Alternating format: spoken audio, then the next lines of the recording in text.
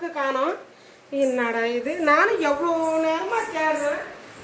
ஐயோ ஏன் உங்க என்ன அறிவு இருக்கா? குழந்தைங்க அது எடுத்து தின்னுக்கிறிய நீங்களாம், உங்களாம் மனசாட்சின்றது இல்லை.